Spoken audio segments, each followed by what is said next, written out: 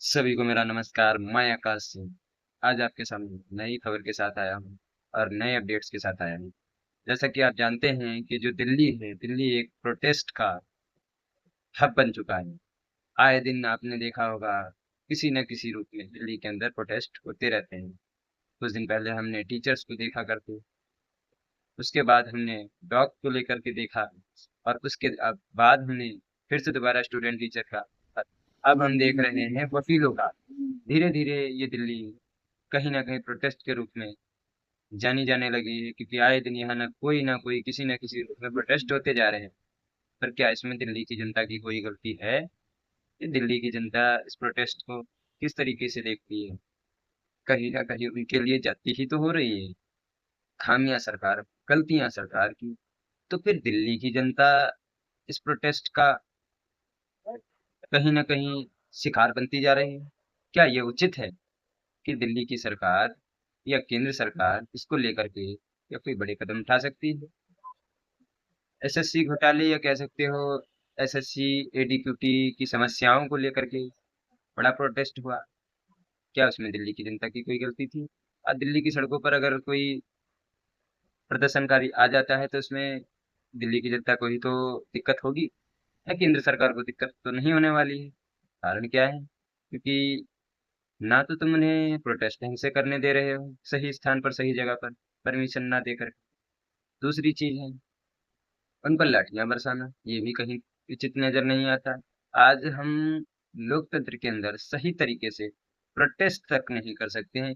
ये हमारी सरकारों ने डिसाइड किया है कि जब तक वो सत्ता में है तब तक उनकी ही मर्जी चलेगी, फिर चाहे पक्ष हो या विपक्ष हो।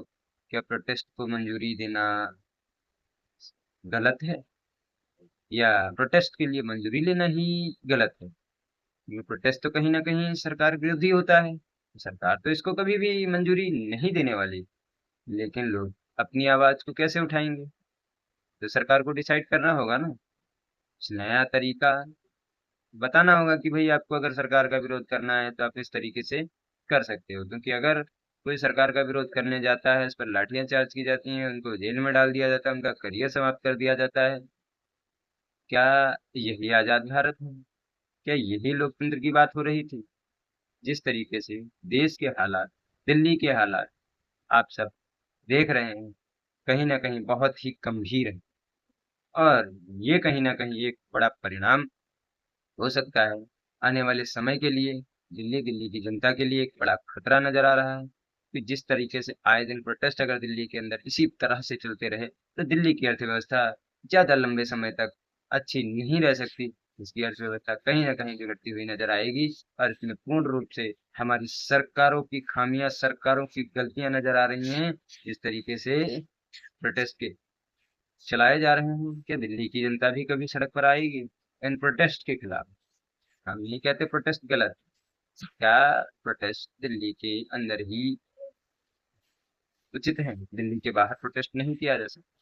अरे भारत की राजधानी होने का मतलब तो ये नहीं ना कि भाई कोई भी आंदोलन हो तो सिर्फ दिल्ली दिल्ली दिल्ली दिल्ली।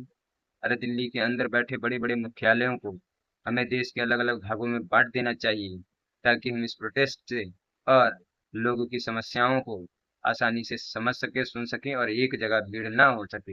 इसको ध्यान में रखते हुए यहाँ के मुख्यालयों को देश भर के अलग अलग सुरक्षित स्थानों पर स्थापित करना बहुत ही उचित हो गया है। अन्यथा दिल्ली ये प्रोटेस्ट का हिस्सा सदैव बनी रहेगी और इसकी हालात इसी प्रकार से होते रहेंगे। सड़कों पर कई घंटों के जाम, फिर हम कहते हैं और हमारी दोगली मीडिया दिखाने को भी राजी नहीं हो रही है ये सब।